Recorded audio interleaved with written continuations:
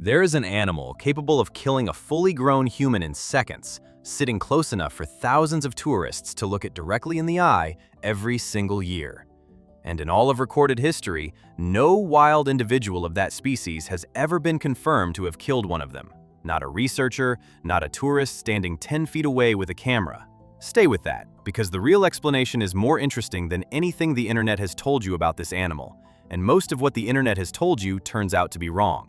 Start with the name, because even that carries more doubt than people assume. Around the 5th century BC, a Carthaginian explorer named Hanno sailed along the West African coast and recorded an encounter with hairy, human-like figures his translators called gorillae. Historians still argue about what he actually saw.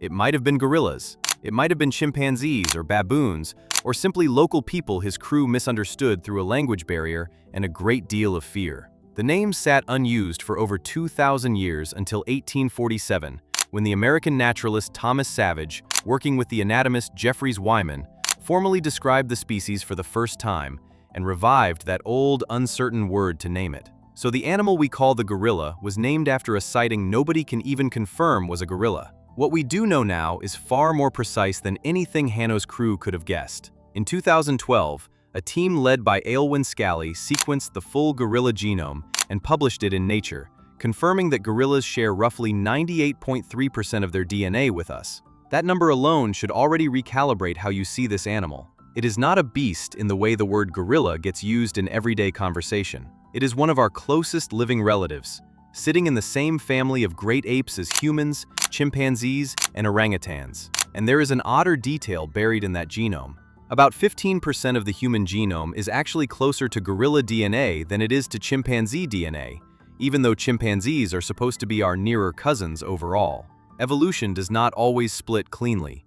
Sometimes older shared traits get carried along in unexpected places, and gorillas ended up holding a few genetic pieces of us that our closer relatives quietly lost. Now, for the numbers people actually go looking for, the size and the strength, because this is where things get messy fast. A mature male silverback typically weighs somewhere between 140 and 180 kilograms, roughly 310 to 395 pounds, close to double the mass of an average adult human male. That size difference alone is real and significant. Look at an adult male's skull and you will notice a tall, bony ridge running along the top, called a sagittal crest, which exists purely to anchor the enormous jaw muscles needed to grind that much plant matter all day. And the name silverback is not a nickname invented by tour guides. Around the age of 12 or 13, a mature male's back hair genuinely turns silver gray, a visible signal of maturity that every other gorilla in the group can read at a glance, announcing who is old enough and large enough to lead. But go searching online and you will run into a claim that gorillas are somewhere between 4 and 9 times stronger than a human, and that number does not hold up.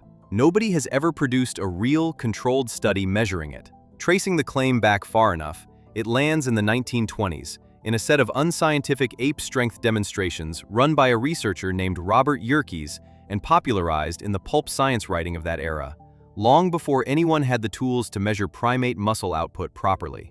The actual research tells a calmer story. In 2017, a team led by Matthew O'Neill measured chimpanzee muscle performance directly against human muscle and published the results in PNAS. Muscle for muscle, chimp output came out at roughly 1.35 to 1.5 times human levels, not 4 times, not 9 times. Gorillas have never been tested with that same rigor, but the pattern strongly suggests their real advantage is not some hidden superhuman fiber, it is simply size. Nearly double the muscle mass, applied through a body built for climbing and wrestling through dense vegetation. That is still enough to be genuinely dangerous. It just is not the cartoon version of strength the internet keeps repeating. The bite force number is worse. You have probably seen 1,300 pounds per square inch, quoted as gorilla bite force, sometimes next to a competing figure as high as 2,900, depending on which website you land on. Neither number traces back to an actual named study, a researcher, or an institution. When real bite mechanics researchers, people like Andrea Taylor, have modeled gorilla jaw muscles and skull structure, they build finite element models, estimating force through muscle cross-section rather than handing out a single, tidy PSI figure for headlines. The 1,300 number circulating everywhere appears to be one of those internet facts that got copied from site to site until it looked verified, simply because it showed up so often. It never was. So take away the two most repeated statistics about this animal, and what is left standing is simple. A gorilla is large, strong in a straightforward, size-driven way, and living proof that a wildly viral fact and a true fact are not the same thing. It also helps to know there is more than one of these animals, because the mountain gorilla that gets most of the tourist attention is only part of the picture. Gorillas split into two species, the eastern gorilla and the western gorilla, each further divided into subspecies. The mountain gorilla is a subspecies of the eastern gorilla, confined to those few volcanic ranges in Rwanda, Uganda, and the Democratic Republic of Congo. The western lowland gorilla, spread across the rainforests of Central Africa, is actually the more numerous of the two, and the one you have almost certainly seen in a zoo, though it carries its own severe threats, from poaching to Ebola outbreaks that have devastated entire populations in the wild. Every gorilla lives in a troop built around exactly one dominant silverback, a handful of adult females, and their offspring, with that single male responsible for defending the whole group from leopards,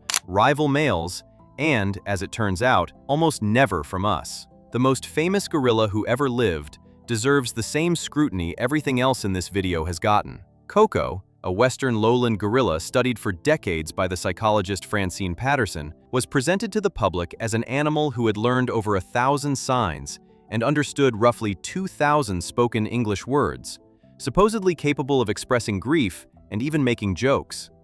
It made her a global celebrity. It also did not survive close scrutiny especially well. In 1982, the psychologist Herbert Terrace, who had run a nearly identical language project with a chimpanzee named Nim Chimpsky, published an essay bluntly titled, "Why Koko Can't Talk," arguing that what looked like language was closer to an animal reading unconscious cues from its trainer, the same effect behind a famous counting horse named Clever Hans, a century earlier, who appeared to solve math problems but was really just watching his handler's body language for the moment to stop tapping his hoof. A 1980 conference at the New York Academy of Sciences examined Koko alongside Nim and another signing chimpanzee named Washo, and found the same pattern running through all three. Grant funding for ape language research largely dried up not long after. Patterson never released the raw session recordings for independent, blind analysis, and some of Koko's most quoted lines came only from Patterson's own interpretation of ambiguous gestures, not unlike how a psychic finds meaning in a vague answer. Koko clearly learned that certain hand shapes reliably got her food and attention. Whether she was using grammar the way a small child does remains, honestly, unproven. Here is something worth sitting with before we go further. Gorillas are almost entirely herbivorous. Leaves, stems, shoots, the occasional piece of fruit, consumed in enormous daily quantities to fuel that much body mass. This is not a predator sizing up prey. It has never hunted a human, because it has never hunted anything resembling a human at all. Whatever risk a gorilla poses to a person comes from an entirely different place than a lion or a shark deciding whether you look like food. So if it is not hunting, and it is genuinely capable of overwhelming force, what actually happens when a wild silverback feels threatened by a human standing nearby? Ian Redmond, a primatologist who worked directly alongside Dian Fossey in the field, has been blunt about this for years. The attacks that do occur, and they are rare, tend to trace back to a person provoking the animal, or the animal reacting out of fear, not out of any drive to kill. The far more common response, the one guides in Rwanda, Uganda, and the Democratic Republic of Congo train every visitor to expect, is the bluff charge. A silverback stands, beats his chest, roars, and sprints directly at the person he sees as a threat, only to pull up short every time, without follow-through. It is theater with real teeth behind it, a warning delivered at full volume specifically so it never has to become anything worse. That restraint is not guaranteed, and it should not be treated as a guarantee. But across decades of habituated tourism, thousands of visitors trekking within a few meters of wild silverbacks every year in the Virunga Mountains and the Bwindi Impenetrable Forest, no credible record exists of a wild gorilla killing one of them. The only documented gorilla attacks on humans that ended in serious injury both happened in captivity, at zoos in the Netherlands in 2007 and in Madrid in 2020, involving animals held in enclosures they could not leave and pushed into situations no wild gorilla ever has to face. Neither was fatal. Both were captive, not wild. None of that restraint has been free for the animal showing it. On December 31st, 1977, in the Virunga Mountains of Rwanda, a mountain gorilla named Digit, one of the individuals Dian Fossey had studied and named herself, was killed by poachers. He did not die running. Digit fought, killing one of the poacher's dogs before he was speared to death defending the rest of his group. His killing became public in a way few animal deaths ever had, and Fossey turned that grief directly into what became known as the Digit Fund, a conservation effort that helped build the entire modern framework protecting mountain gorillas today. An animal that had spent its whole life posturing rather than killing died the one time posturing was not going to be enough, defending the group it had spent years protecting through display alone. That is where this story could have ended the way so many on this channel do, with a species losing ground it never gets back. It did not, at least not yet. In 2018, the International Union for Conservation of Nature moved the mountain gorilla off the critically endangered list and reclassified it as endangered, one step back from the edge, driven by real, counted population growth. The most recent full census put the total mountain gorilla population at just over 1,063 individuals, split between roughly 604 in the Virunga Massif spanning Rwanda, Uganda, and the Democratic Republic of Congo, and 459 more in the Bwindi and Sarambwe forests. It is still a small number. It is also, for once on this channel, a number that grew instead of shrinking. Part of why it grew traces directly back to those bluff charges and that restraint. Gorilla trekking permits in Rwanda and Uganda cost visitors a substantial fee for a single hour with a habituated group, and that money funds the ranger patrols, anti-poaching units, and local community programs that keep the Virunga and Bwindi forests intact in the first place. Every tourist who walks away having watched a silverback posture instead of attack becomes, indirectly, part of the reason there is still a forest left for the next group of gorillas to grow up in. The animal's restraint and its own survival turned out to be tied together in a way nobody planned. It just happened to work. So circle back to where this started. An animal strong enough to end a human life in seconds, living close enough to us that guides walk tourists to within a few meters of it on a regular schedule. And in the entire wild record, it has chosen the charge and the roar over the kill, every single confirmed time. Somewhere in there is 15% of our own genome, sitting quietly inside an animal we spent a century convincing ourselves was a monster, powered by strength numbers nobody ever actually measured. The myths made it scarier than it needed to be. The truth, restraint held under real provocation, decade after decade, without a single confirmed exception, is the more impressive story either way.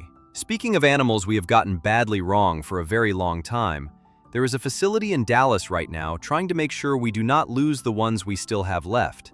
Watch the Dallas facility storing the blueprints of 2,300 species next.